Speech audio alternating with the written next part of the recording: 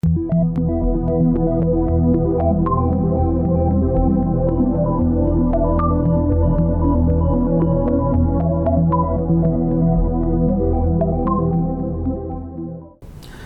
continuidade, apresentando a vocês casos vivenciados pela gente de arritmia na infância, esse traçado que vocês estão vendo aqui à minha direita, vocês observem que é um ritmo acelerado taquicárdico, o complexo QRS, ele não é alargado, ele está em torno de 3 quadradinhos, quer dizer, está no limite, mas para criança com coração pequeno, é uma taquicardia ventricular, e essa criança apresentava simplesmente febre e coriza, e ao ser examinado pelo pediatra, ele observou que a criança estava com a frequência cardíaca muito alta para o grau de febre. Ao ser encaminhado para a gente, fizemos um eletrocardiograma e fizemos o diagnóstico de uma taquicardia ventricular, que é uma situação muito incomum em criança, o coração estruturalmente normal, era uma taquicardia do ventrículo esquerdo, vocês podem observar no traçado, na derivação V1, o complexo é todo positivo.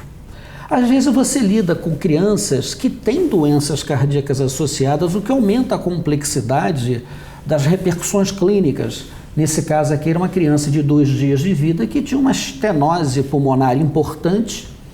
e fez crises de taquicardia, como a gente pode observar na parte inferior do eletrocardiograma, e toda vez que o coração acelerava, ela apresentava uma cianose, ou seja, ela ficava arroxeada, o que chamou muita atenção da própria mãe. E o que nós temos que também chamar atenção, principalmente ao pediatra, o cardiopediatra, ritmos acelerados contínuos, taquicardias, que nós definimos como incessantes, aquela na qual permanece 80% do dia em ritmo acelerado, a criança pode desenvolver um fenômeno de insuficiência cardíaca, dilatação do coração, que nós denominamos de taquicardiomiopatia, ou seja, a disfunção do coração deve-se primariamente à taquicardia. Ao debelar a taquicardia, o processo reverte completamente, ou seja, a insuficiência cardíaca desaparece. Nesse traçado aqui nós temos uma criança de 2 meses, num ritmo taquicárdico incessante, que é uma taquicardia atrial, que em alguns momentos a frequência chega absolutamente a 300, você observe que o complexo alargou, mas é uma taquicardia atrial, e o coração dilatou de tal maneira que vocês podem observar aqui nessa foto à direita a deformidade torácica pela grande dilatação do coração pela arritmia. Essa criança, obviamente, com risco de vida, foi submetida a um procedimento de cura que é a ablação por radiofrequência, que será motivo de algumas palestras futuras nossas. Aqui nós estamos vendo o raio-x de tórax dessa criança, em que a gente observa o coração extremamente dilatado,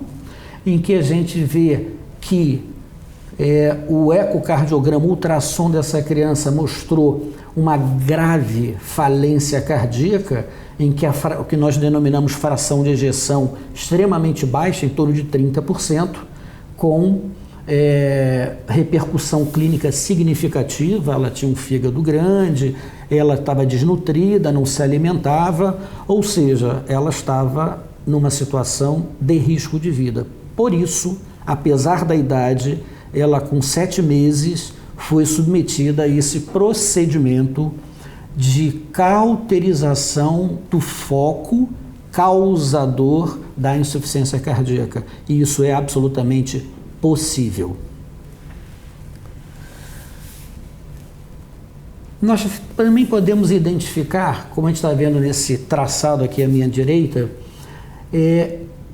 eletrocardiograma que sugere uma síndrome chamada síndrome de Wolff-Parkinson-White, que a gente vê nessa representação gráfica, que é uma ativação ventricular que se faz de uma forma anômala, gerando uma alteração no início do complexo QRS, que ele queima mais esse papel denominado onda delta. Então, simplesmente o achado eletrocardiográfico é capaz de fazer esse diagnóstico e e em cima das informações que a gente colhe dos pais, da mãe, fechando o diagnóstico propriamente dito, que é a chamada síndrome de Wolff-Parkinson-White.